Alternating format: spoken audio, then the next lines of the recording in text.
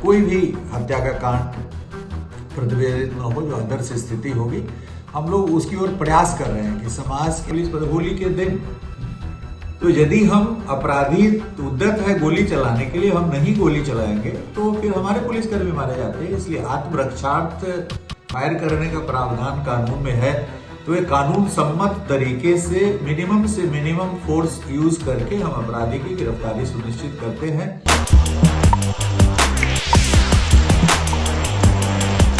बिहार के डीजीपी विनय कुमार का बयान सामने आया है। उन्होंने कहा है कि बिहार में अपराधियों को जो है गोली का जवाब गोली से दिया जाएगा। नमस्कार, आप देख रहे हैं वॉइस अप और मैं हूं श्रेया।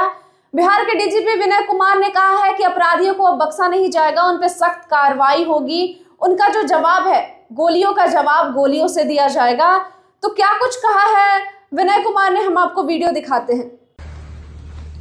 ये पिछले वर्ष पुलिस लगातार प्रयास की है कि अपराध में कमी आए, अपराध में कमी आई भी है। आपने प्रेस ब्रीफिंग सुना होगा पटना पुलिस का भी और राज्य पुलिस का भी।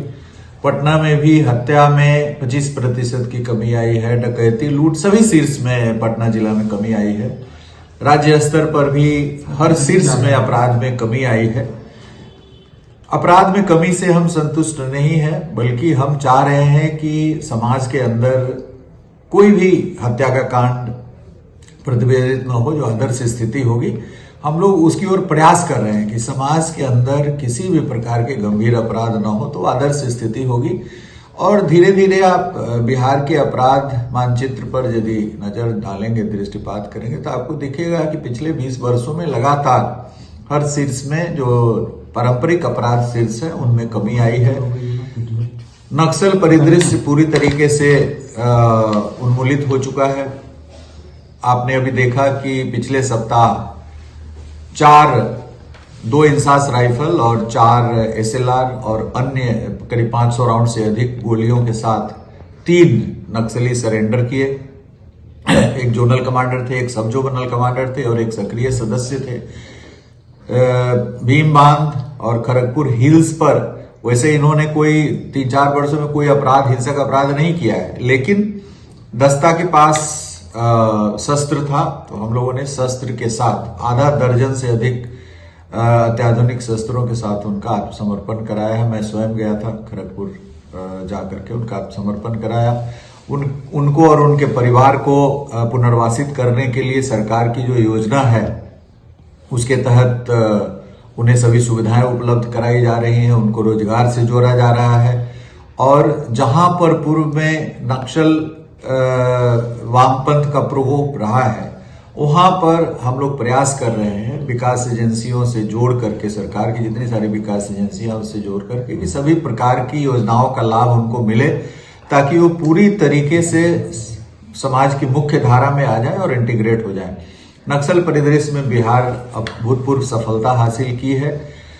2005 के दौरान आपने देखा होगा कि जहानाबाद जेल ब्रेक कांड, मोतिहारी का मधुबन कांड जो दिन में 1 बजे हुआ था, तो काफी गंभीर समस्या थी और उसको बड़ी तेजी से हम लोगों ने पुलिस कार्रवाई और विकास के माध्यम से समाप्त किया है। अपराध में भी काफी कमी आई है। अभी हमारा चैलेंज है जो ड्रग्स का प्रकोप बढ़ रहा है, उस पर हम लोग तेजी से कार्रवाई कर रहे हैं। साइबर अपराध में प्रतिदिन कोई ना कोई गैंग जो काफी व्यापक रूप से साइबर क्राइम कर रहा है, उसका उद्भेदन हो रहा है। आपने देखा मोतिहारी में अभी कल एक बहुत बड़े गैंग का उद्भेदन हुआ है। तो प्रतिदिन साइबर अपराध में भी हम नई से नई उपलब्धि हासिल कर रहे हैं। प्रत्येक जिला में थाना गठन हो गया है। थाना का प्रभार DYSP रैंक के एक पदाधिकारी के पास है, जो बीटेक ज्यादातर 40 में से लगभग सभी के सभी IT, इलेक्ट्रॉनिक्स, कंप्यूटर में बीटेक है और सभी DSP हमारे बड़े अच्छे कार्य कर रहे हैं। उसको और व्यापकता प्रदान करने के लिए प्रयास किया जा रहा है। साइबर वर्टिकल बनाया गया है। तो साइबर नारकोटिक्स में भी एक अलग वर्टिकल बनाया गया है, उसमें SP की पोस्टिंग की गई है। तो ये 2 समस्या जो अभी वर्तमान में है, जो युवा वर्ग इसमें शामिल है। साइबर अपराध में भी बहुत यंग लड़के शामिल है, 18 साल, 17 साल, 15 साल, 20 साल के। और नारकोटिक्स का भी जो सबसे बड़ा प्रभावित वर्ग है वो युवा वर्ग है। जो युवा को इन दोनों साइबर अपराध से बचाने के लिए और नारकोटिक से बचाने के लिए हम लोग लगातार प्रयास कर रहे हैं और आने वाले दिनों में इसमें भी हमको अभूतपूर्व सफलता मिलेगी। विधि व्यवस्था की समस्या नियंत्रित है। किसी भी प्रकार का कोई कम्युनल इंसिडेंट विगत वर्ष नहीं हुआ जो उल्लेखनीय हम समझें। उसी प्रकार से हाल के दिनों में कोई ऐसी बड़ी अपराध की घटनाएं जो 3-4 हुई थी विगत वर्ष, उसमें उल्लेखनीय सफलता पुलिस को मिली है और वो सभी कांड अभी ट्रायल के लगभग आधे से ज्यादा ट्रायल उस पर खत्म हो चुका है। 2 महीने में सब में सजा हम लोग अपराधियों को दिला पाएंगे। इस वर्ष भी हमारा वही संकल्प है, डिजिटल पुलिसिंग, विधि व्यवस्था पूरी तरीके से नियंत्रित रहे, गंभीर अपराधों पर नियंत्रण रहे, साइबर अपराधों पर नियंत्रण रहे, ड्रग्स की जो तस्करी हो रही है, युवा वर्ग उसके ओर उन्मुख हो रहे हैं, उसके लिए जागरूकता अभियान चलाया जाए।